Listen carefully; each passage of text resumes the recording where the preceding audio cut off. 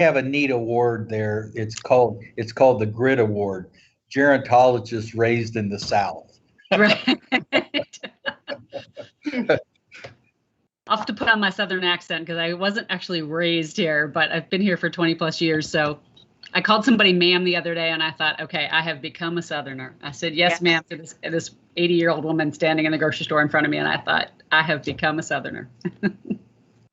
Okay, so Catherine, do you want to just get our minutes approved from last time? Did Jill introduce herself? Not yet, but we'll. Oh, I'm sorry. That's okay. That's okay. I'm Jill Earle, and I work for Sage Squirrel as well. My background, I have a degree in business management, and I used to work at Vectren Corporation. It's a gas and electric company in Southern Indiana, and they were about a year ago, bought out by Centerpoint Energy. And I am the official note taker for the group. Yes. One of the things we'll update you on when we get to that point is what Jill's role will be and how we will factor into minutes and notes. So, but I'll turn it back over to Pam here. So. Okay, perfect. So I don't know if the consultants got my emails. Tessie, do you know? I sent them out last night. It was our agenda and our where we are today. I forwarded, but not until this morning. That's okay. Yes. Yep. So do you all have that? I do have that, yes. Okay. So just what I did was quickly throw together narratives, interviews that we have already had. I placed in this the information that we have obtained. Now, granted, all these folks had a lot of great things to say. And I took some of the highlights, and perhaps other members of our subcommittee, if you were on these calls with me, please feel free to interject or to add to it. But just to give a summary, as of today, but let me begin with the top. So I have our experience committee, what our objective is, our findings, who, and reports. And this is just a consolidation of our role, right, of what it is we were to accomplish. And so we did obtain these narratives interviews, and we spoke to the individuals that you see on the list. We had a representative from hospice, home health, skilled nursing, AL and memory care, first responders, Ohio Division of EMS. We had the nurse practitioner from Lake Health who talked about Project Echo and how they are trying to incorporate a early diagnosis questionnaire into their wellness visits with primary care physicians that would include the clock and the 3 questions to reiterate later to see if there's memory. And if there was a question as to those, if there was an issue as to those 2 questions with the individual over 65, they would then refer that individual to a gerontologist, neurologist, whatever it may be. We spoke to Rick Hoover at ODH, who talked about training requirements. Eric Van Vlyman, who is a regional director of the Alzheimer's Association, who talked to us about their mission and their work in progress. And then Dr. Bob Applebaum, who is the professor of gerontology and director of the long-term care project at Scripps Gerontology Center. And he actually gave us a ton of real-time data and statistics. Who we still need to talk to would be, number one, the caregivers at home. Melissa did create an online survey that we have not, I believe, obtained that approval to post that yet.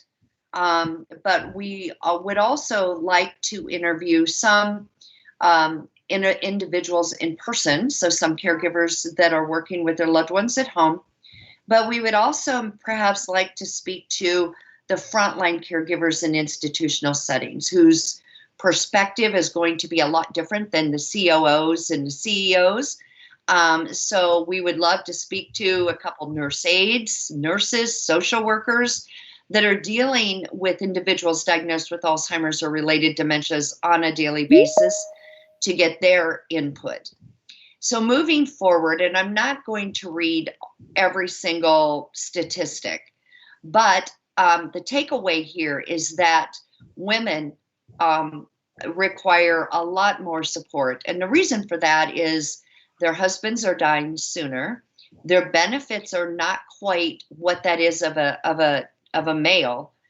And so they need some more help and support with memory care and resources in our state. 43% are African American women and 40% are Hispanic.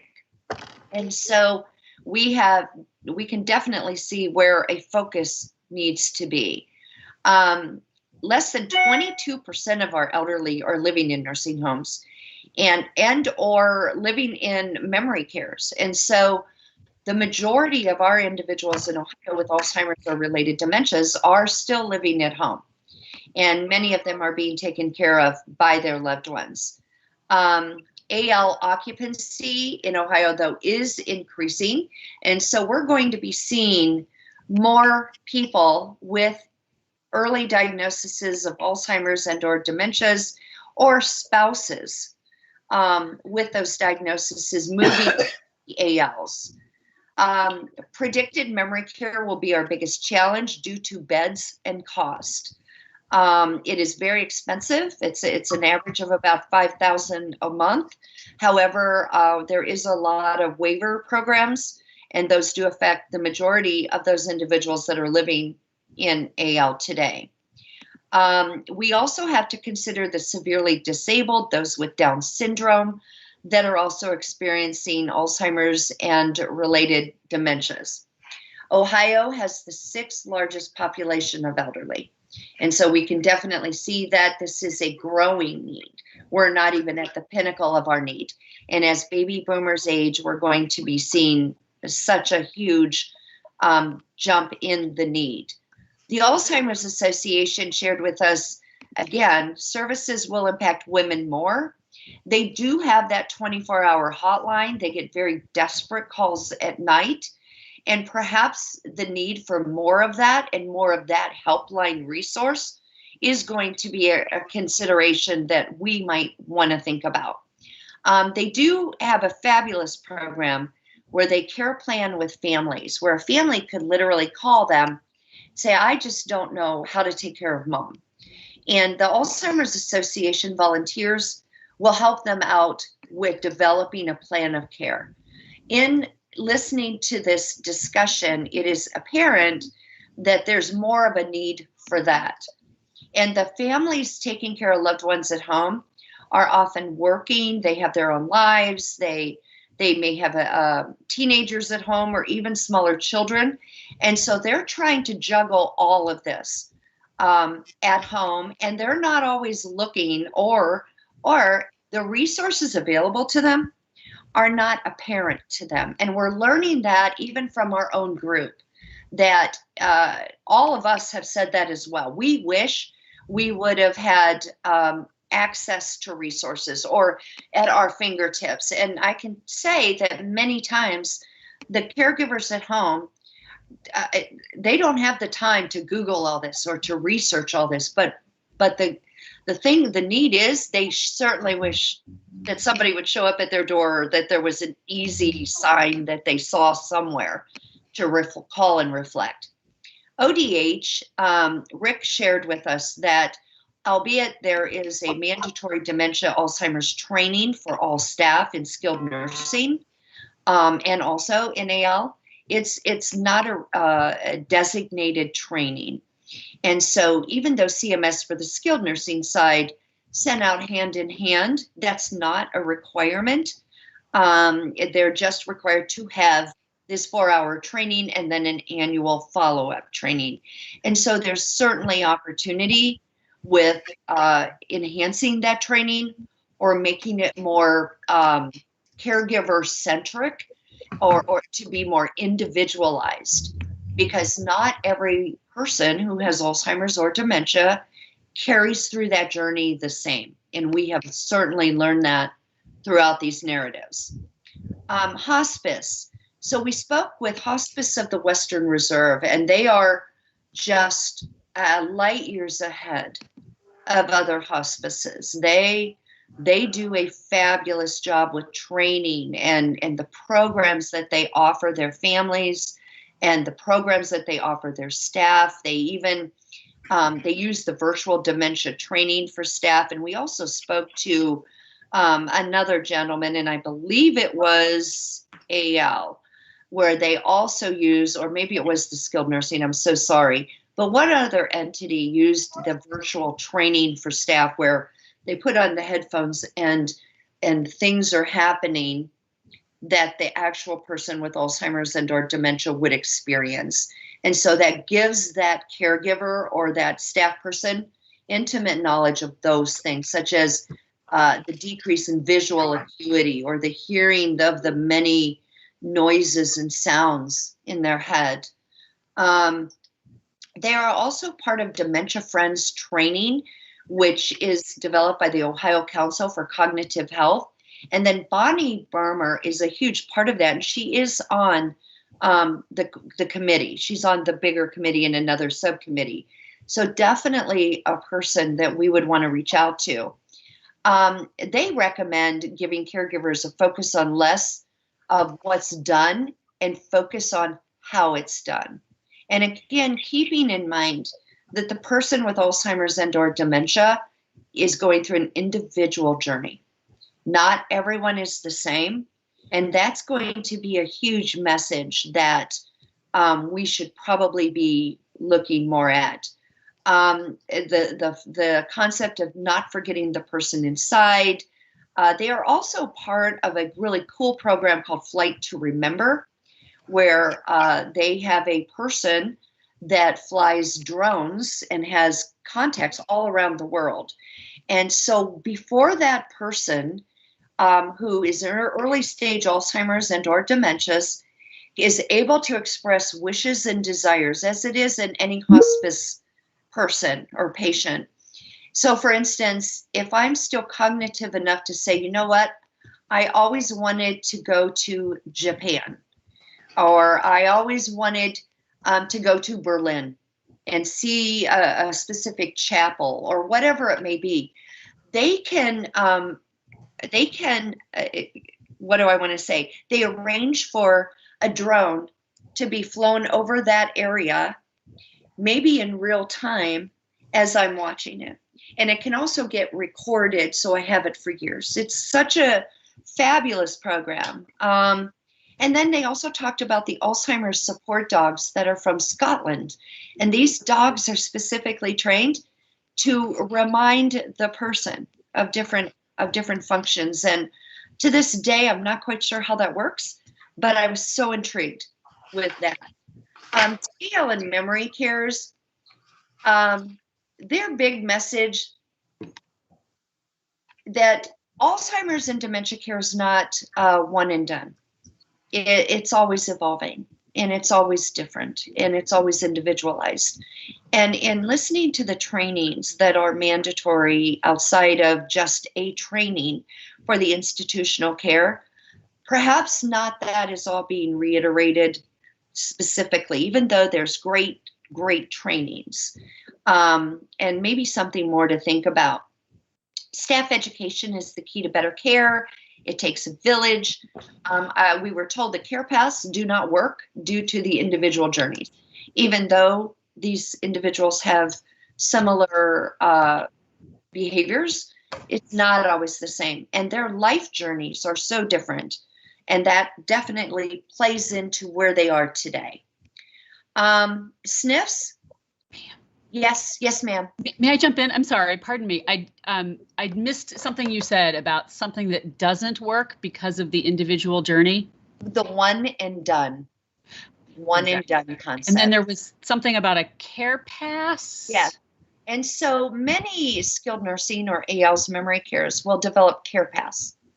that if someone is in stage 1, they're going to have, hallucinations. They're going and then your care path will tell you this is what you do. Okay. Okay. Wasn't a familiar. Wanted to make sure that I was right. Yes. Okay.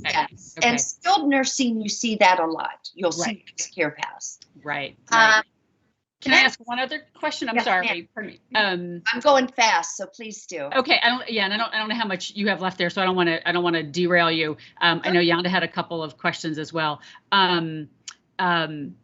you? So I'm wondering if you're thinking as you kind of walk through the different groups that you've talked to. And first, let me just say thank you so much for including the need to talk to families and caregivers and direct support professionals.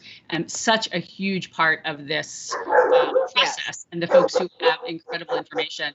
And somebody's at the door. Yeah, that's the dog that's with me, and I don't know what to do because there's no one at the door. That's okay.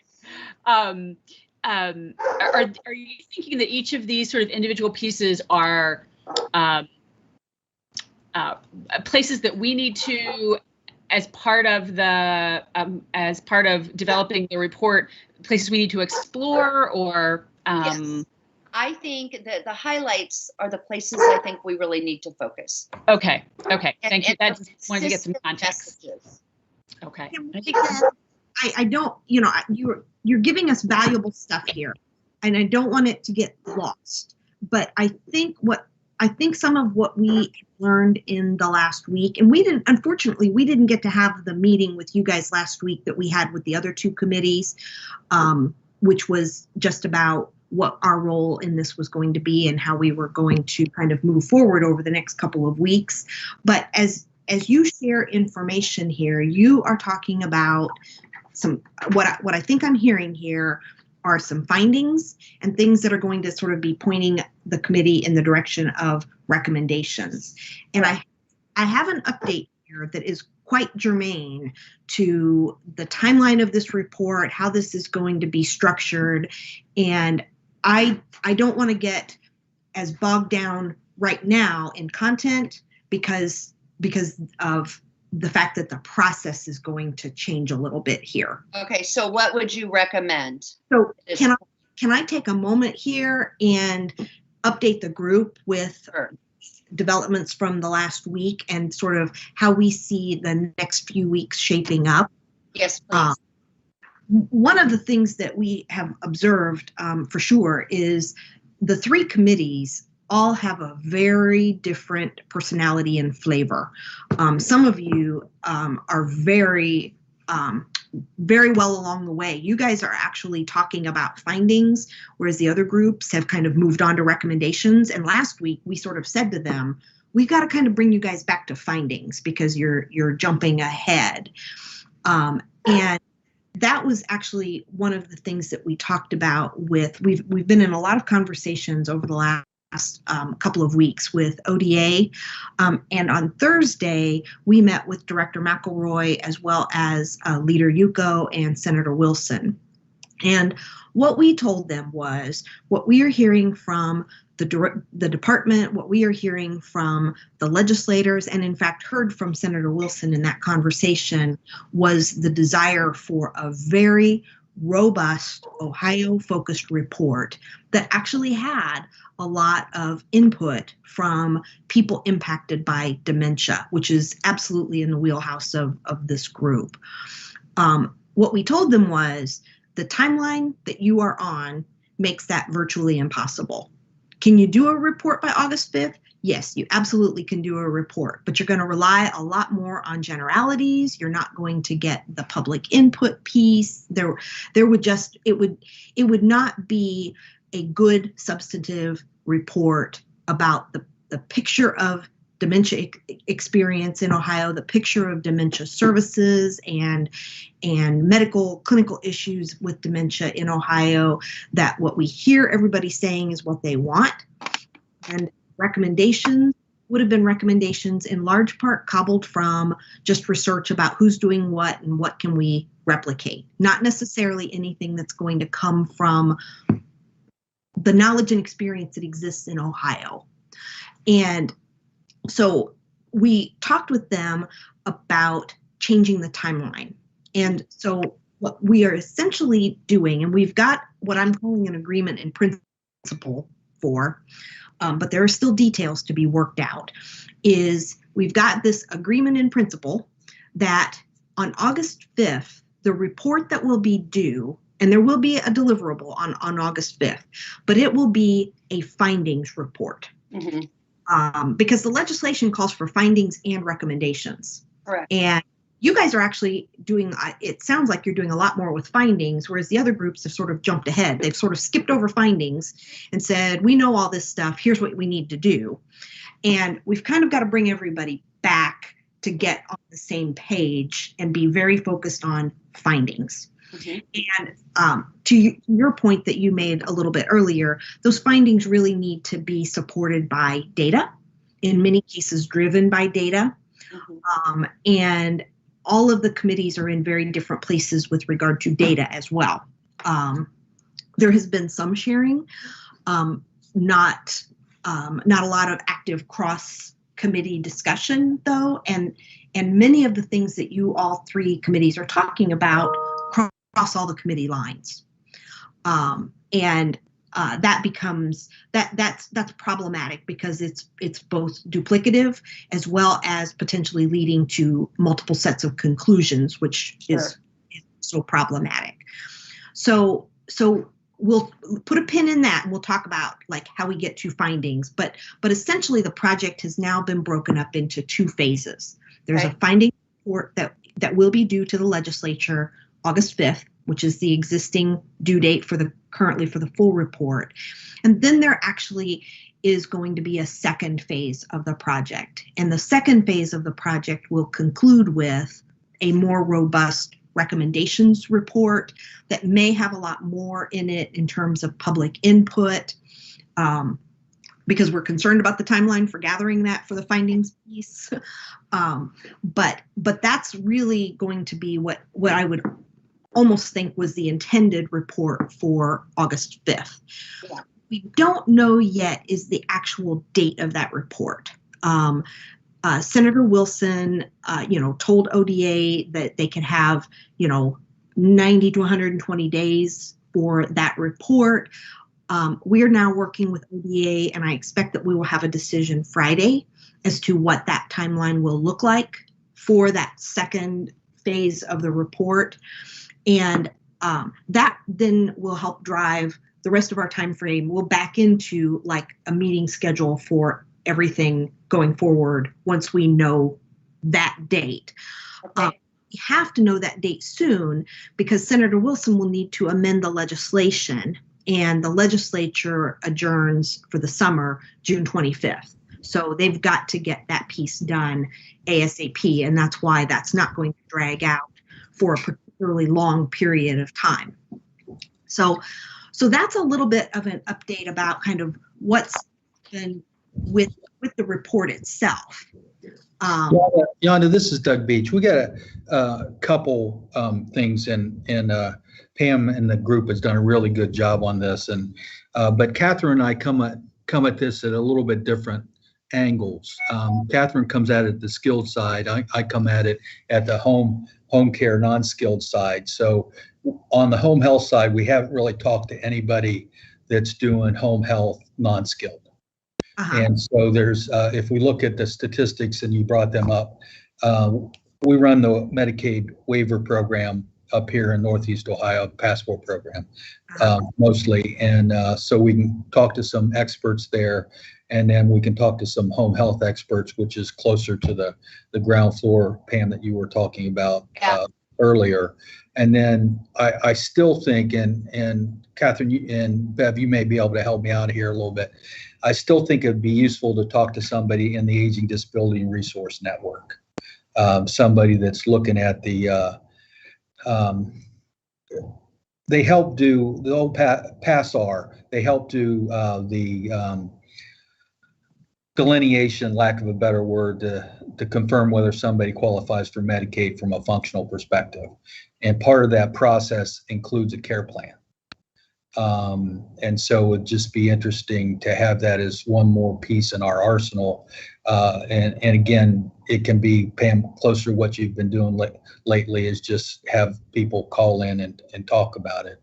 But we have one of the better aging disability resource networks in the United States. And it would be interesting just to see what they do with Alzheimer's, potential Alzheimer's clients as they're talking to them. So thank you for that, Doug. One of the things that we had sort of, and we were already starting to think this way kind of before last week's conversations, but now we know that this is the case.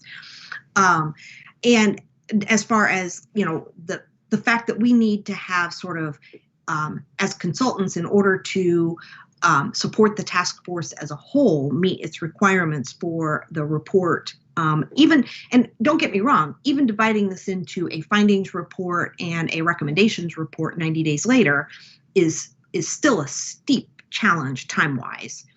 And it's going to mean multiple tracks running down the train, or multiple trains running down the tracks at the same time. Certainly we're, trying to figure out how best to use the committee meetings as we go forward here, because we've definitely observed a lot of overlap. Every committee is in sort of a different place, and we're going to have to sort of actively help those groups, coalesce. And the timeline for doing that is abbreviated. There is one of the things that, and again, your committee's in a different place, but one of the things that we've observed is that every committee sort of went out and got its own data in a lot of ways. And some baseline data that all of you, probably it would have been optimal for you to have early on, that would be important to sort of helping shape your findings. And that's something that we want to go back and help with, is to sort of help establish that data baseline that could be so important to developing and really fleshing out the findings. So we're working on an approach to making that happen. Yeah, but we did push for that early on. Yeah. So it just seems like it's a little late in the game to be going back and reinventing the wheel. Well, I can understand why you feel that way, and we don't disagree. It's definitely a factor that the committees have kind of all come at this in a different way, and there's not sort of any level of shared understanding between and among the committees, and like I said, that's leading to some efforts that are both duplicative, as well as potentially could then be conflicting, and we don't want that to happen. So we're trying to figure out how to get these so that we can take the conversations to come up with findings in a more data-driven fashion. One of the trains that has to be moving along is actually starting to draft that report.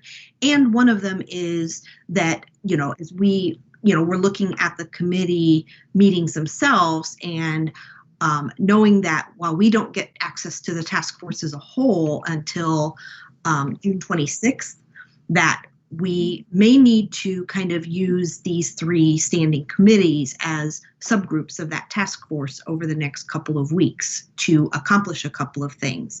And I say this because one of the open questions still about this is, even though we know we have the extended timeline for the more robust report, there are still some questions for us with ODA about what the review and approval processes look like. What needs to happen at the task force level for review and approval? What needs to happen in ODA's shop for the review and approval process? And how do those interact with each other? Because there's, worst case scenario, we have to have a draft report by no later than July 6th or 7th.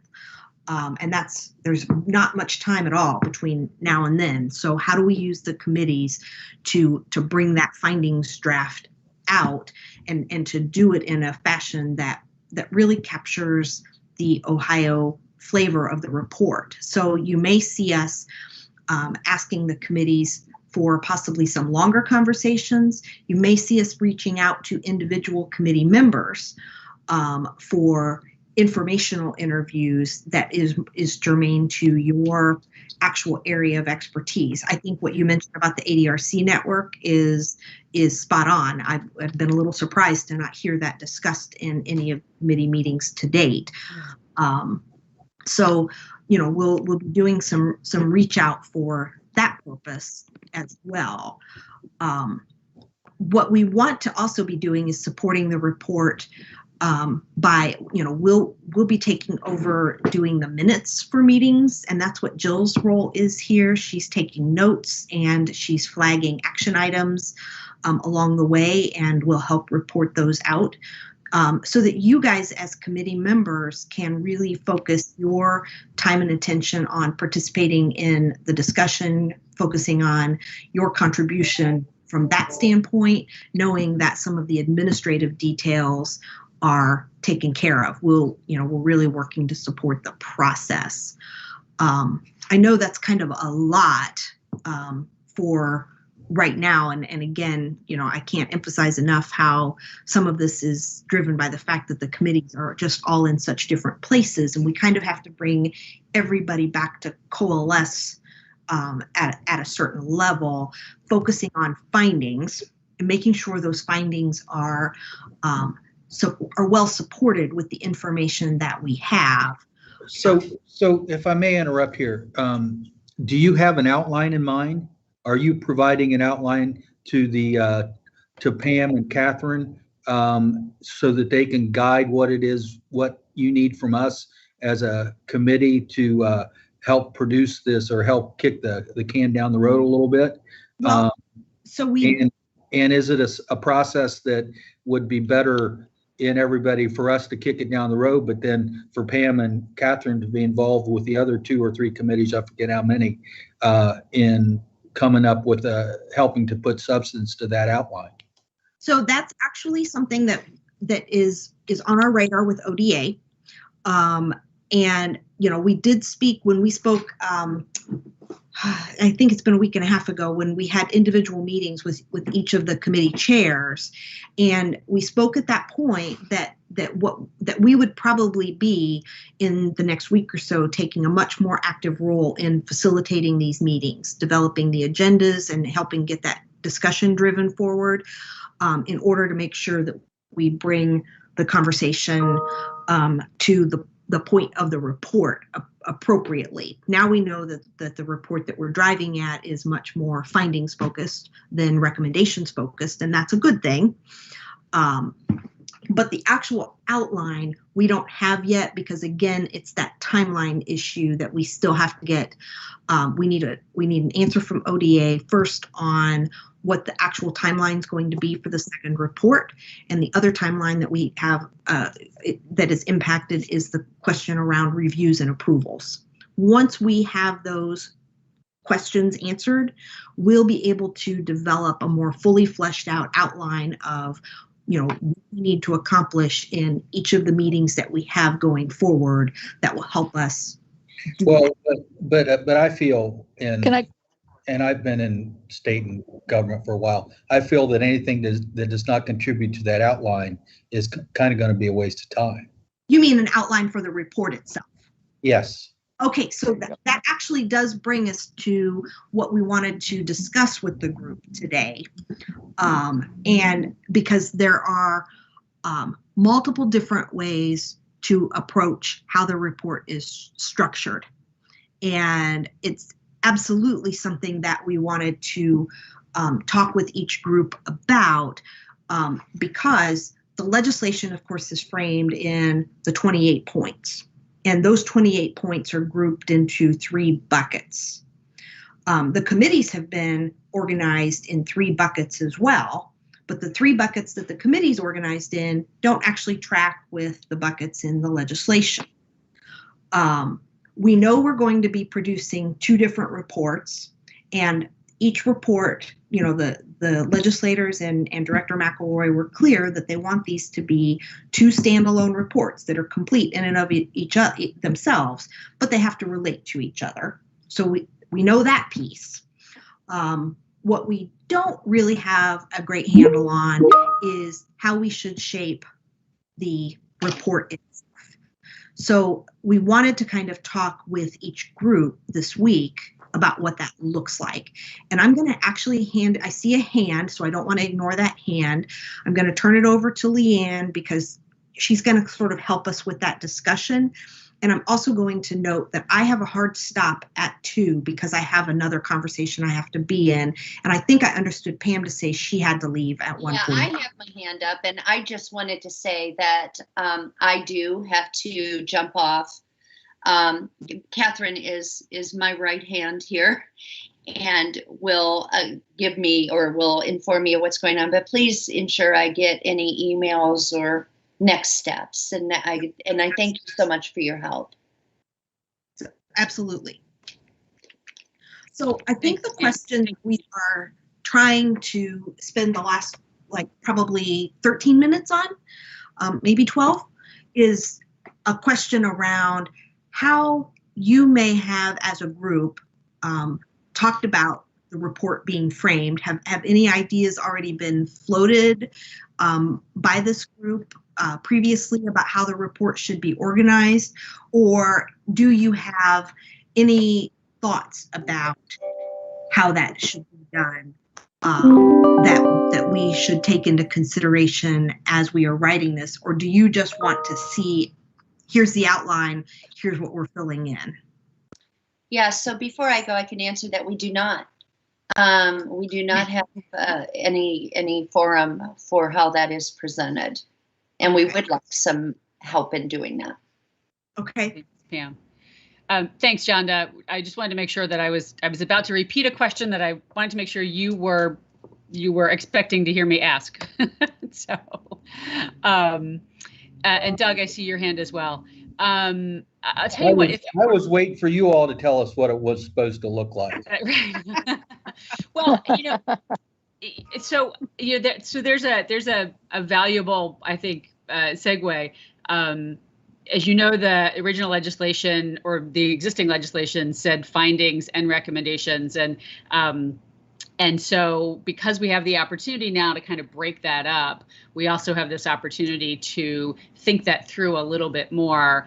And I do think I'm going to echo Yanda here that that initial kind of discussion and sharing of information that Pam was giving really is much more focused on findings than I think we're hearing from other committees. And that isn't necessarily good, bad, right, or wrong. It's just everybody's in different places. So we're also, the cliche is herding cats, but it is that place of trying to kind of pull this together to a degree. It might be, I think for our benefit, it would be helpful. I'm just going to use the list that's on my computer. If we could just kind of run through so that everybody has a chance to weigh in here. If you've got some thoughts on what you are thinking about kind of format and structure or priorities. I mean, if there's something that you think is absolutely critical and outweighs other elements, I think that that's an important piece as well. And we probably won't finish that conversation today. We'll be able to come back to this, but just so folks know kind of the order that I'm going to go in, if I look at what's on my screen, I've got Sarah, and then I have guest. And I don't know who guest is. It literally just says G guest. So I'll go through the rest of the list and please tell me who I've missed. So Sarah, and then guest, and then Jen, Catherine, Beverly, Lisa, Pam, Tessie, Doug, and Kathy Smith. Who am I missing? Anybody? I think guest might be Jill. Okay. I thought she was showing up as well. No, Jill shows up also. Guest might be me. No, because I'm also listed here. We did have another individual who was not part of the committee that joined on the Teams link because we weren't able to live stream it at the beginning. Okay. All right. So get the name just so we can. Okay, so I'm going to start with Sarah, and then we'll go to, if we get that person's name, that would be great. And we'll make sure that person still is included. So Sarah, can I start with you?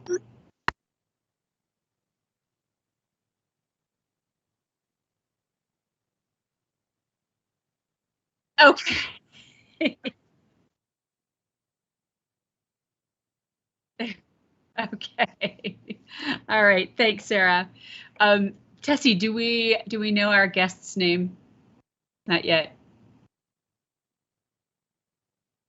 Oops. You're muted.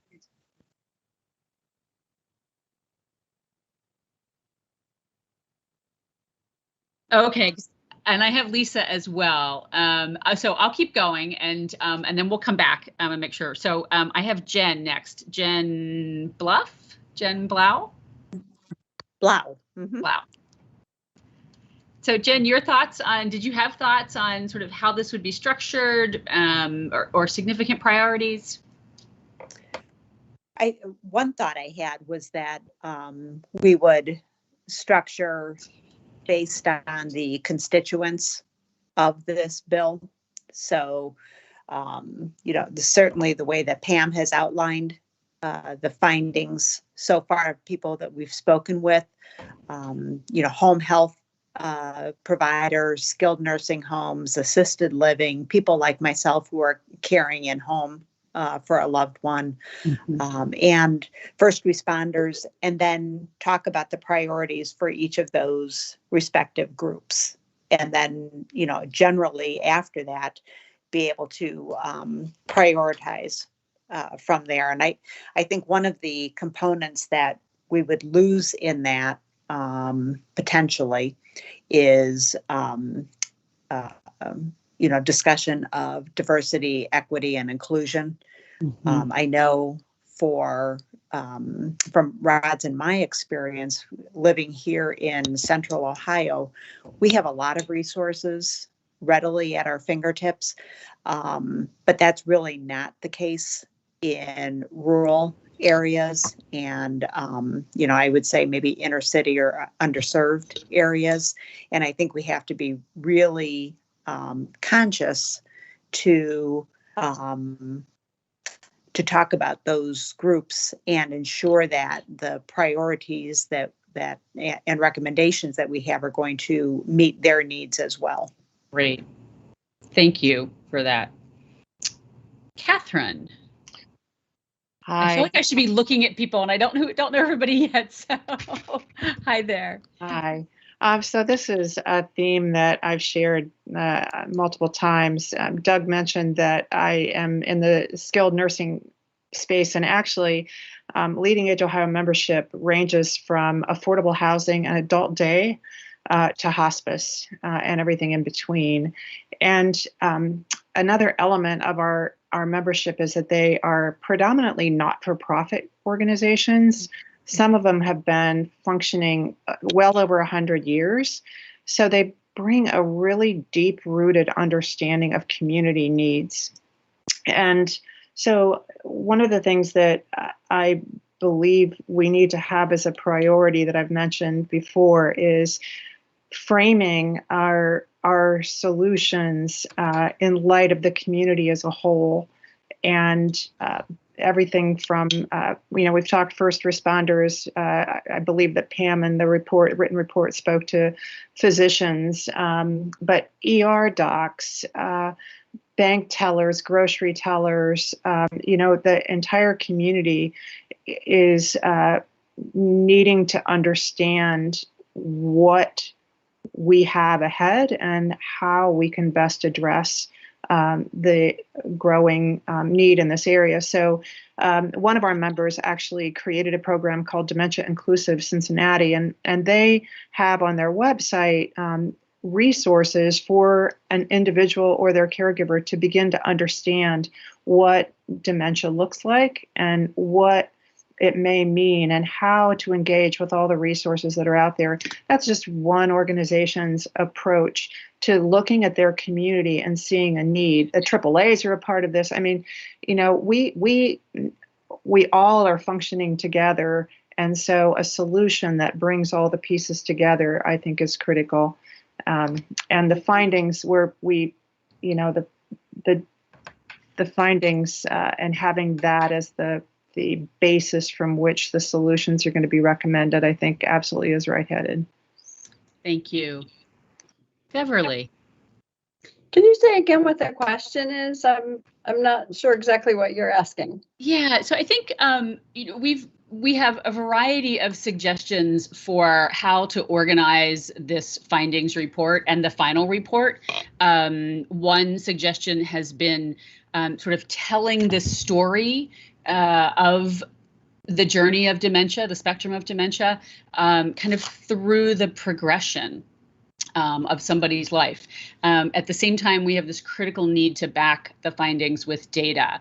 And so we're also thinking about, do you want to talk about it in terms of prevention and wellness, or early detection, and what are the differences there? So, but those are a couple of suggestions that have been thrown out. So we're really just thinking about how to present this information. And do you have thoughts on that? And it's okay if you don't at this point, honestly, too. not really. I mean,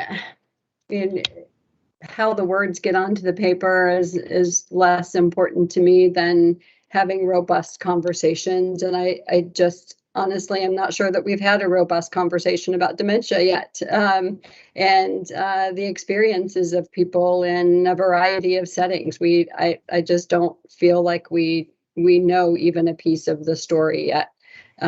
Based on the interactions and conversations that we've had so far. I feel like we've done a lot of thinking through organizing, and now we just really need to get down to business. Okay. That's really helpful, actually, because I think, as Yonda said, we think that probably over the next few weeks, we're going to need to meet with all of you more and really shift from, our role as or shift the process so that we are the process experts and we really tap into your expertise. You are the content experts here. And so we really need the opportunity to kind of dig into that. So thank you. We're still using language like Alzheimer's and related dementia when it's actually Alzheimer's and other dementias. I mean, we haven't even talked about what is it we're actually talking about here. Are we talking about Lewy body? Are we talking about vascular dementia and exactly. all of that? So I just think we have a lot more substance to discuss. Thank you. Lisa, is there more than one Lisa? I have Lisa Brockman on my list. I'm Lisa Brockman. Okay. Hi.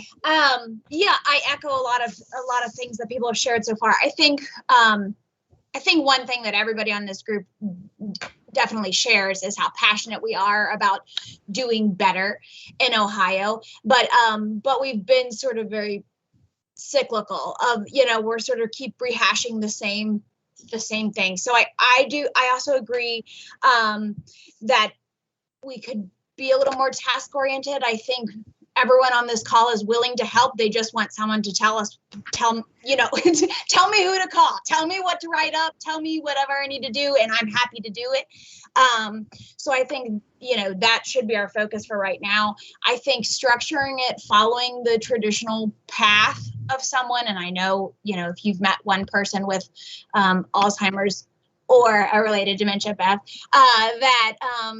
that you've met one person, right? And so we all know that looks different for every person, and figuring out how we can honestly be, and if we're using the super general term of dementia, just being dementia friendly Ohio, where people know who to call, but also people know who to point people to. So, we've all talked about early detection with physicians and them knowing who to direct them to, who can help with, what's this going to look like in the future, and where can I go and who can I call, and how can I keep people home and safe as long as possible, but then what resources are available, and making sure that is just widespread information. I think from like a public service announcement, from my point of view, it seems like it would be helpful to just have some widespread education, billboards and websites and things that help point people toward the need for information and for helpful resources, but you know, people who are educated and not using it as sort of a marketing shtick, being able to really get them to people who can help them. Thank you. Thanks. I want to pay attention to time also, so I'm going to hurry us through a little bit. We've got Tessie and Doug and Kathy. So Tessie? Hi, I am Communications Director for the Ohio Department of Aging. And I had the pleasure of helping organize most of the committee meetings, the task force meetings. I've kind of lent some staff support to the meetings as well. So that's kind of my role in this. And, you know, if you have things for agendas or minutes or setting up the meetings, I am your person, along with Sarah. She does our live streaming. So we'll be helping you kind of on those logistics pieces of this. My team will also be probably putting together the layout of the reports. Once the content is finalized, we'll be doing the design of those final products. Great. Thanks, Tessie. Doug and then Kathy. Well, since we only have a minute left, I can stay for the extra time if that. Let me see if I could get through this very quickly. You have lots more time to talk to. Well, yeah, and Bev can tell you that I can fill up an hour and never say anything.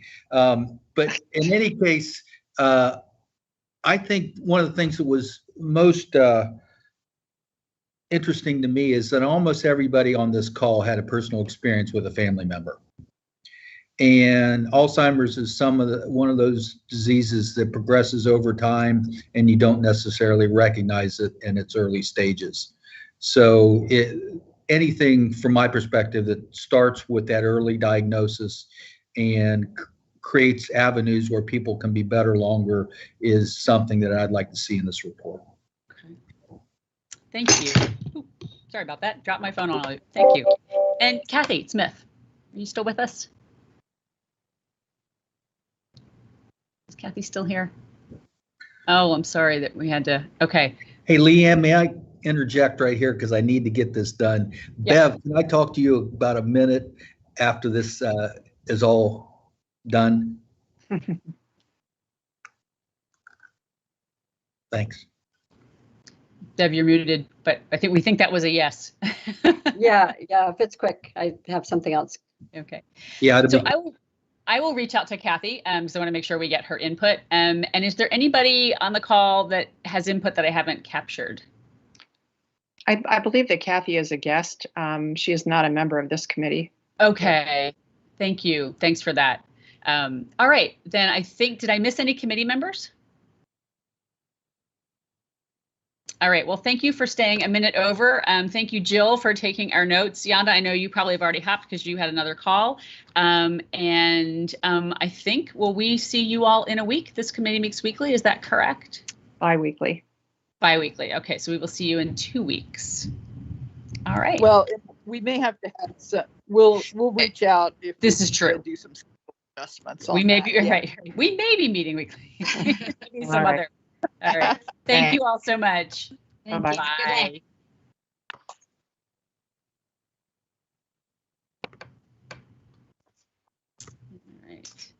Doug and Bev, if you're staying on this Teams meeting, I just want to make sure that we've stopped our live stream and also stopped the recording.